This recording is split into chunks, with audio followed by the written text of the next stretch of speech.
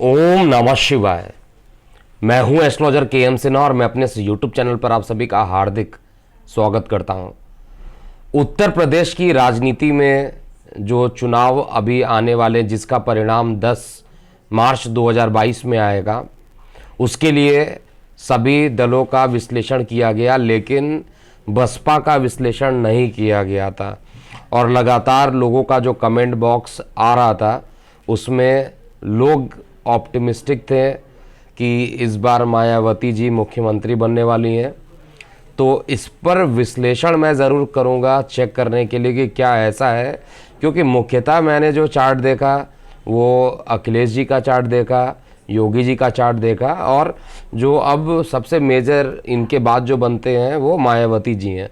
तो मायावती जी का चार्ट क्या कहता है, इनका जन्मतिथि क्या है, ये सारी चीज़ें मैं आपको बताता हूँ। और डिस्प्ले में सारे चार्ट दिखा नहीं पा रहा हूँ समय अभाव के कारण, केवल इसको पब्लिश कर रहा हूँ और इसको केवल आप समझिएगा। इनका जन्मतिथि जो है 15 जनवरी 1956 है।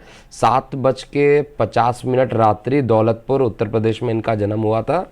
और इनकी कुंडली कर्क लगन की कुंडली है। सप्तम स्थान पर सूर्य और बुध की युति है। और 2015 से ही इनकी जो बुध की 2013 से आप कहिए बुध की जो इनकी महादशा प्रारंभ हुई है, इनको काफ़ी परेशान यहाँ पर किया है, क्योंकि बुध जो होता है कर्क लगन की कुंडली में मारक का काम करता है।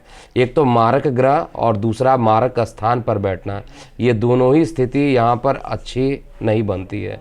इस कारण से यहाँ पर थोड़ी परेशानी इनके चार्ट में दिखाई दे रही है। हालांकि इनका जो गोचर है वो इतना खराब नहीं है, गोचर की जो स्थिति है वो ठीक दिखाई दे रही है। गोचर में अगर देखा जाए तो इनकी वर्तमान बुध के अंदर मंगल की दशा चल रही है और मंगल कर्क लगन में अत्यंत योग कारक होता है। 24 नवंबर 2021 से इनकी अंतरदशा अच्छी स्टार्ट हो गई, इसमें नो डाउट। इनकी बुध के अंदर मंगल चल रहा है और मंगल जो है योग कारक होता है। चलित चार्ट में चतुर्थ स्थान पर है, लगन चार्ट में पंचम में शनि के साथ बैठा हुआ है।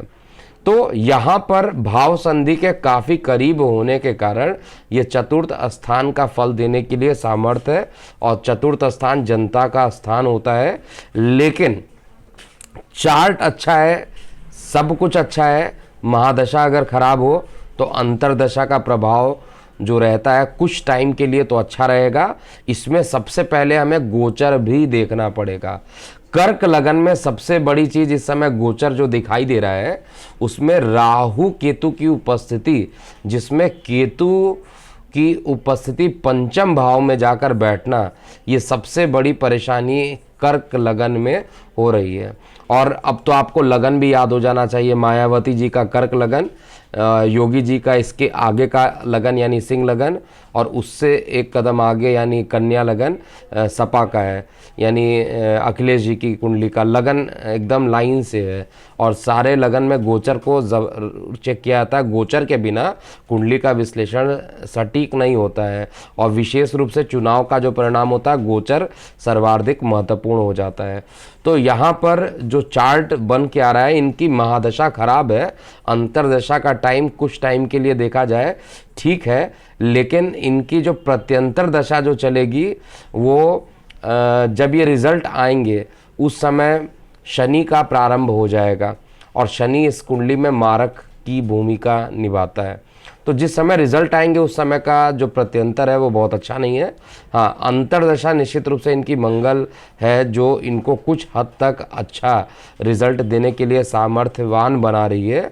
लेकिन बहुमत का आंकड़ा मिल जाना ये बिल्कुल भी चार्ट में क्लियर नहीं हो रहा है, क्योंकि लगन चार्ट में केतु का जो ट्रांजिट होने वाला है वो इनके चतुर्थ स्थान पर है। चतुर्थ स्थान जनता का होता है। जनता से विमुख करना केतु का सबसे बड़ा निशानी होती है, यानी जनता से ही विमुख कर देना। जनता का सपोर्ट उतना मिल नहीं पाएगा जितना यहाँ पे दिखाई दे रहा है, क्योंकि अप्रैल में ये चेंजिंग होगा। गोचर जो होगा वो लगभग प्रभाव एक आध महीने पहले या बाद में दे देता है। और ऐसा तो होगा नहीं कि चुनाव के बाद तुरंत ही जो रिजल्ट आएंगे उसके बाद इनकी सत्ता चली जाएगी, ऐसा भी चार्ट चार्ट में मुझे नहीं दिखाई दे रहा है। लेकिन फिर भी एक चीज़ कन्फर्म है कि इनकी अंतरदशा जो मंगल की है, केवल वही चीज़ें मुझे ठीक दिखाई दे रही है। मतलब महादशा खराब है, प्रत्यंतर खराब है, लेकिन अंतरदशा इनकी ठीक है। और गोचर के हिसाब से देखा जाए तो गोचर में जो इनका एक तो लग्नेश चंद्रमा एक जगह रुकता नहीं है, तो प्रतिदिन वेरी करता, आप लग्नेश के गोचर से नहीं निकाल सकते हैं। लेकिन जो इनका शुक्र है, जो जनता के स्थान का मालिक चतुर्थे शुक्र जो है, वो 6वें घर में गोचर कर रहा है। और 6वें घर में गोचर करना मतलब रोग ऋण शत्रु को पाल लेना, और बाहर विदेश को देख रहा है, यानी ट्रैवलिंग तो ये ज़्यादा करेंगी। हो सकता है कि ये या इनके पार्टी के लोग मेहनत तो ज़्यादा करेंगे, लेकिन आउटपुट उतना आता हुआ मुझे नहीं दिखाई दे रहा है।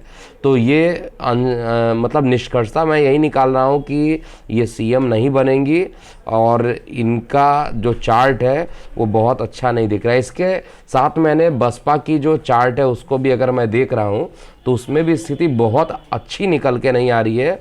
जो पहले जिस समय ये सीएम हुआ करती थी उस समय का चार्ट अगर मैच किया जाए तो उससे एकदम विपरीत चार्ट चल रहा है। तो सीट जो हो सकती है पहले से कम हो सकती है इनकी, और इनका सीएम बनना बिल्कुल भी मुझे नज़र नहीं आ रहा है।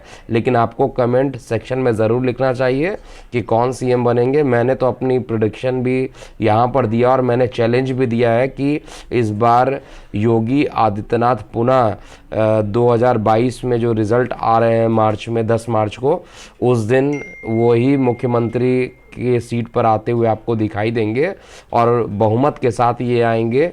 और ये भविष्यवाणी गलत होने पर राजनीतिक भविष्यवाणी भी छोड़ दूंगा, ऐसा मैंने बोला है। और इसको 10 मार्च को लाइव आकर पुनः आप सभी से मैं बात करूंगा। अभी के लिए इतना ही, लेकिन कमेंट सेक्शन में ज़रूर आपको लिखना चाहिए who is going to become the CM of UP. Mayawati ji पर ये कुंडली है, तो बसपा के लोग या किसी पार्टी के लोग एग्रेसिव मोड पे कमेंट नहीं लिखिएगा। जो मैं वास्तविकता देख पा रहा हूँ उसी को मैं बता पा रहा हूँ यहाँ पे। अगर कांग्रेस जो है ये पंजाब में अगर बीजेपी नहीं आ रही है तो मैंने वहाँ पर बोला नहीं आएगी। तो इसमें जो प्रेडिक्शन है मेरा ऑनेस्ट प्रेडिक्शन है, और इसको ज़रूर आप चेक कीजिएगा। 10 मार्च को पुनः एक बार लाइव आकर बात करूँगा। अभी के लिए इतना ही। मैं हूँ एस्ट्रोलॉजर KM सिन्हा। ओम नमः शिवाय।